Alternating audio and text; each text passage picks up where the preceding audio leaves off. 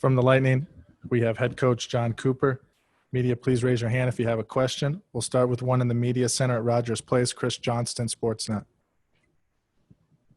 Hey, John, it was a night where both benches, I think, had some issues with some of the penalties that were called. What did it take for you guys to fight through that and find a way to win the game? I don't know. I can't speak to their issues. I know, we might have had a few, but it's a moot point now. We just not sure we felt that there really should have been a 4-on-4 at the end of regulation there. And then what happens when, you put yourself in those situations and then there's a call that doesn't go our way, and, Sergei held him. So we understand that. But to be able to kill that off, I mean, obviously probably not, we're not sitting here up 3-1 without that happening. But we deserve to kill that off, just for the mere fact of how we were put down. And, but you know what? It's the refs are trying, we're trying, the other team's trying. It's not a perfect science. And when the stakes are so high and the emotions are so high, when something you think doesn't go your way, you tend to get a little riled up.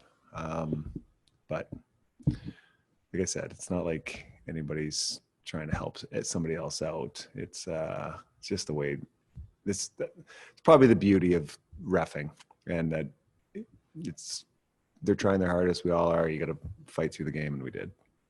Next question, Thomas Trance, The Athletic.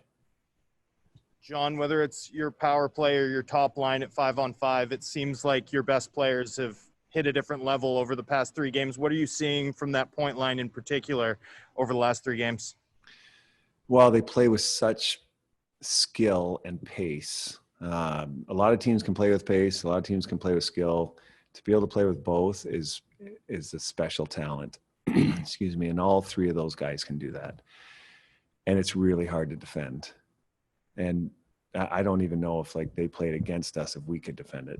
And it's just pleasure to watch those guys play, throw in their compete level, and it's off the charts, and guys are feeling it. And it's really fun to watch that line play. We'll do 2 more up top. Jason Hills, Tampa Bay Times. Yeah, John, you guys have done a really good job against opposition's top lines, and a couple guys that are involved in that are guys like Yanni Gord and Alex Killorn, and they both get goals tonight. And for a guy like Alex, it's his first goal in 11 games. It's got to feel good for him. Yeah, I find out all these stats from you guys, so I guess that's a good thing. But that was a big goal for us. To go down 2-0 like we did, we didn't feel like we deserved that. It was a big goal by Pointer at the end. But we kept falling behind and clawing back, and then you get the lead late and you have a little leeway in case there's a hiccup, and we had the hiccup in giving up the tying goal. But I thought that whole line, I think the Killer Cirelli Johnson line were outstanding tonight. I know points line gets a lot of accolades, but they were, whether it was Killer's goal or it was Cirelli on the PK and the way they played, it was outstanding. And they keep working hard, and they got rewarded tonight. One more in the media center, Emily Kaplan, ESPN.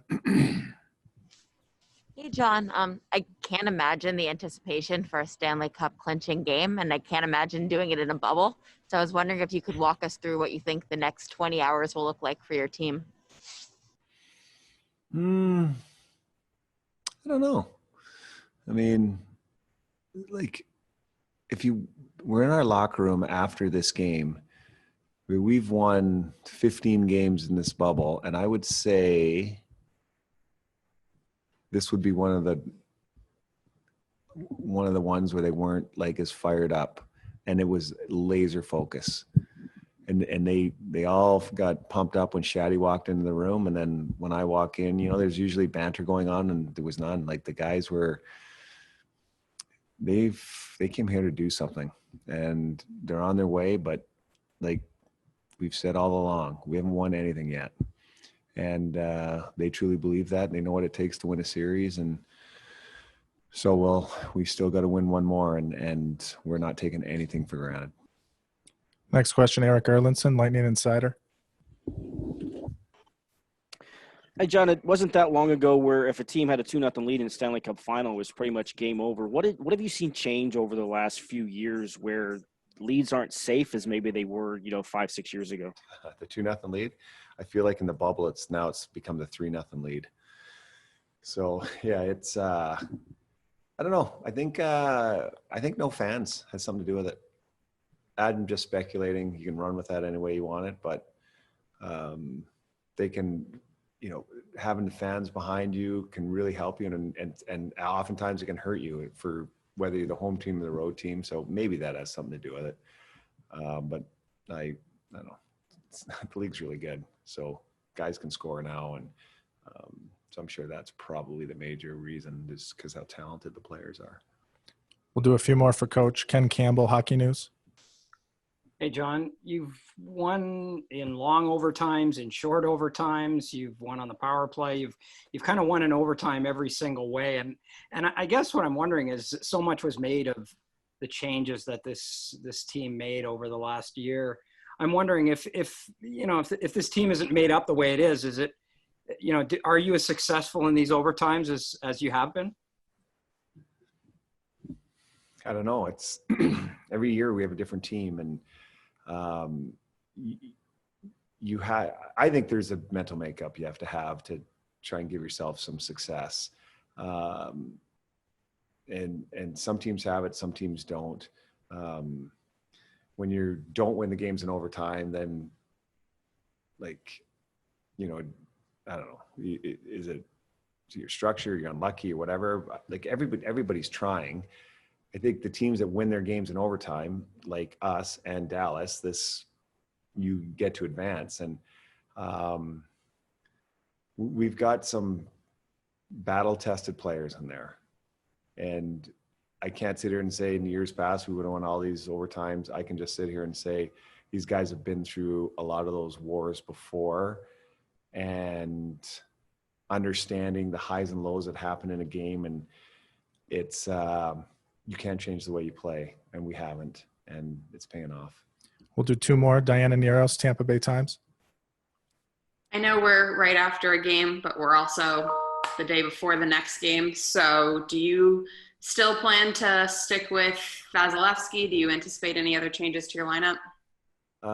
Let's digest this one first and wake up in the morning and see where we're at.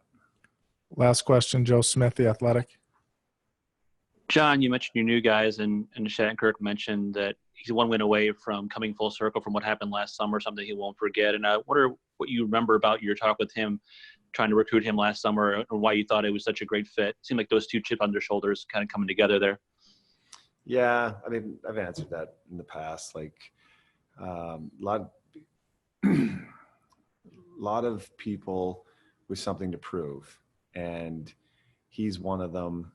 I don't think it's ever comfortable when, a team buys you out, and it's not necessarily because they don't want you. There's contracts and money involved, so that plays a big part of it. But there's a lot of us, including myself and everybody that's that core group that's been here for a few years, and Bogo and Pat Maroon and Shaddy, and just go down the list of guys that are enjoying this ride. And I do know one thing: nobody's taking it for granted. And it's, like I said, the hardest one to win is the next one. And that's where we're focused right now. Coach, thanks very much for the time.